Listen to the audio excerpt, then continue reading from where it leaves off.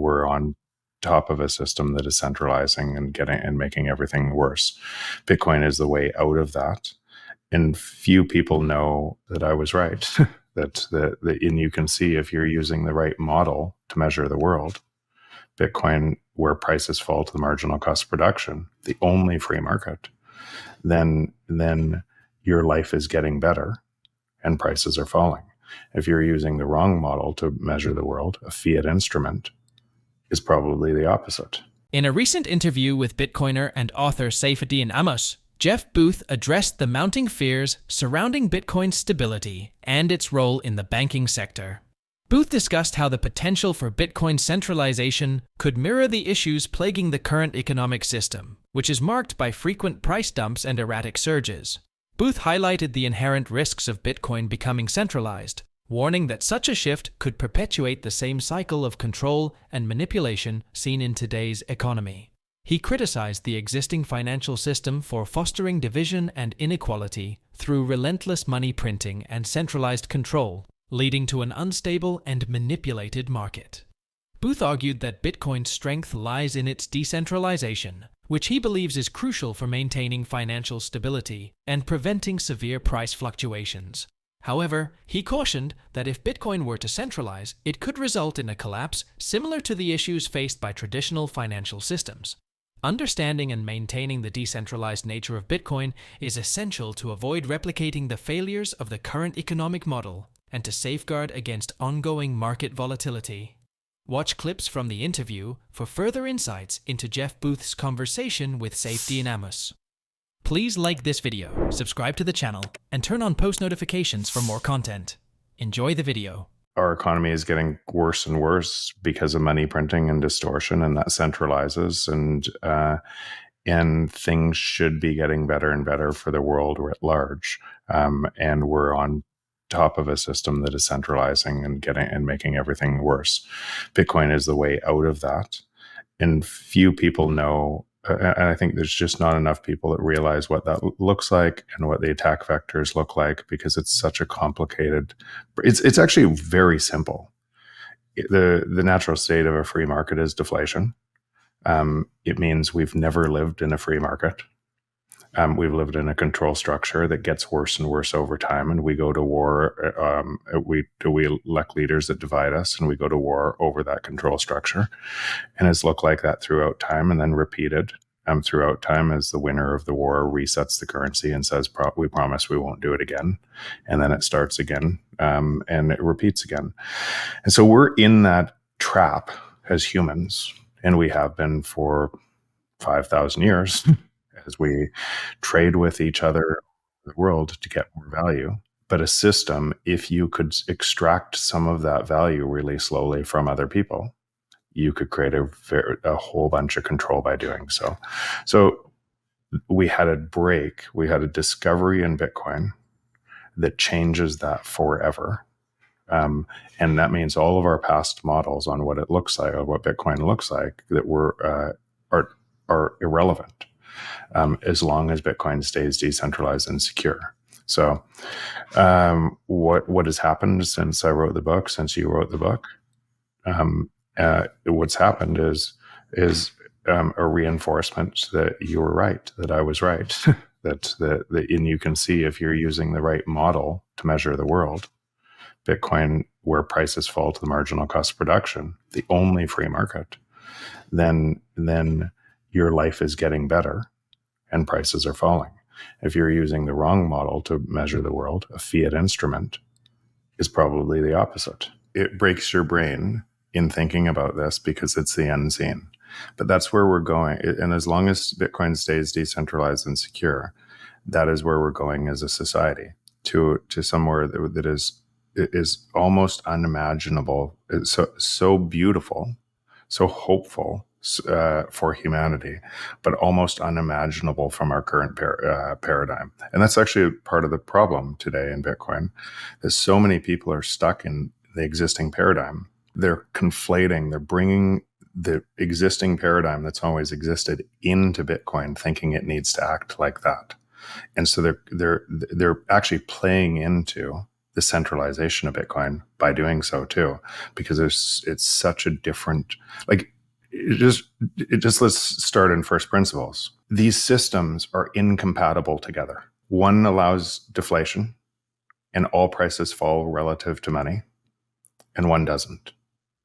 The one that doesn't has to centralize, because otherwise it would fail. If Bitcoin stayed decentralized and secure, then nothing else we're talking about actually matters. Prices will fall forever relative to it. So that's again, and why I say if is, and specifically that is because throughout all history, if you could control money, not you might, you would. Governments would control, you would control if you could create, because you get to shave a little bit off of everybody's productivity that they wouldn't see and accrue it. So we know both those things are true. We know if it stays decentralized and secure, then an entirely new world that we were just talking about before, abundance, all humans acting in service of everybody else, happens, and the entire planet moves to this system. And we also know that no currency has ever stayed decentralized and secure. Jeff Booth hopes to persuade people that Bitcoin and the US dollar are equivalent, suggesting that Bitcoin will eventually become a fundamental component of the latter. He would inevitably centralize the system and create a money-making machine by funding the US Treasury with Tether.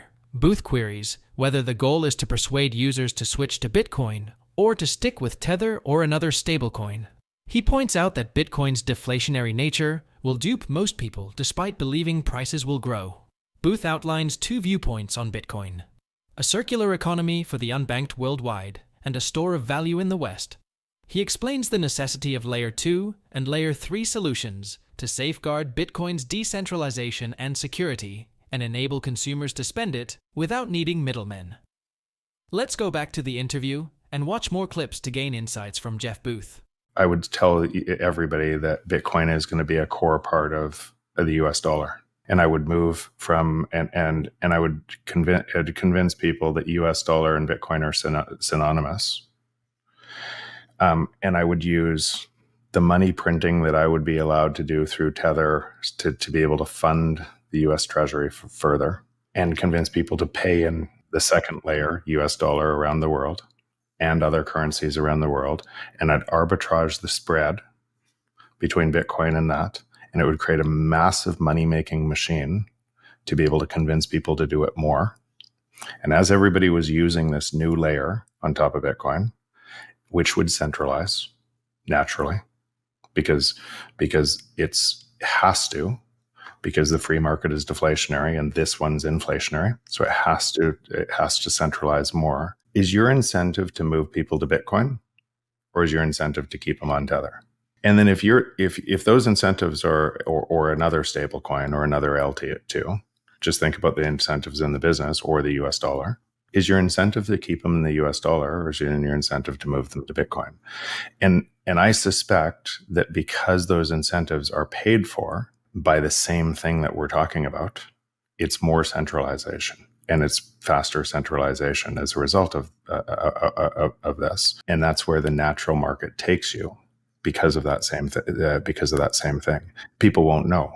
People won't know how many truly in Bitcoin today think through prices falling forever, as we discussed about in the beginning. Most 99.9% of this planet thinks prices rise, so they will be fooled. I think two sides. From the Western world, for where we are, you'd see it as a store of value first. And from other areas, you might see it as a circular economy because you're unbanked. And so you see both. So some people get to the store of value through the ability to use this because they're unbanked. And some people get to the store of value because they're in money where money is not depreciating as fast, and they have banking systems. So I think those are just two different sides of understanding this. The natural incentives to not use Bitcoin as a payment mechanism, and all of the economic incentives that companies will tell you not to do to save your Bitcoin and not to spend it, and all of the money that is made from that transaction within stable coins, provides a centralizing force because in a way, because the natural market is deflationary and this other market is not. It has to, they're incompatible. Those two systems are incompatible. So I think what we're talking about is as we go further and further down this path on both two systems, what you're saying, I think, is as they do this, these centralized ones will break and then they'll find Bitcoin. I think that's what you're saying. And these centralized ones won't be allowed to break because the entire system will fail. So they'll be bailed out by governments and they'll centralize further. And it provides more of a risk to the underlying asset because people will think that's safe through that. And just structurally, that's what has to happen. So you have to have layer 2, layer 3 solutions that are protected and that allow you to be able to spend in Bitcoin, native to Bitcoin, without any token, without anything else inside that, to allow Bitcoin to actually stay decentralized and secure across the entire spectrum, across the protocol. Price-wise, Bitcoin has been quite volatile, falling from over $70,000 to around $50,000 before rising again. A surge in the stock market and a hint from Donald Trump's sons about a big cryptocurrency announcement occurred simultaneously with the recovery. Legendary trader Arthur Hayes now believes that Bitcoin might reach $1 million.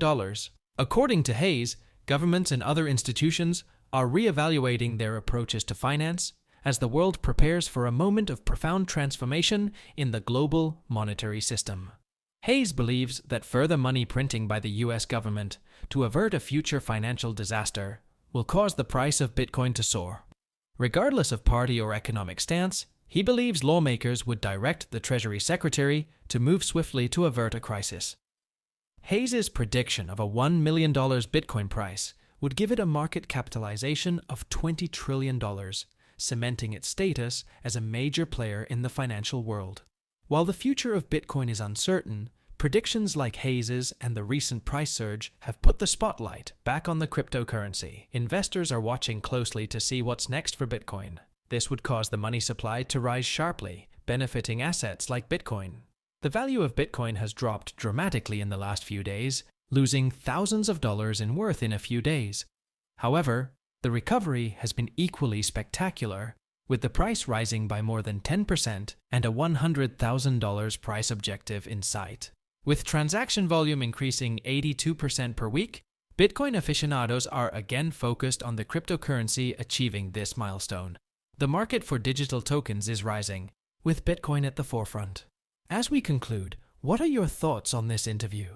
Do you believe that Bitcoin will remain decentralized and have the ability to destabilize the current financial system as it gets more adopted? Or will it become more centralized and controlled?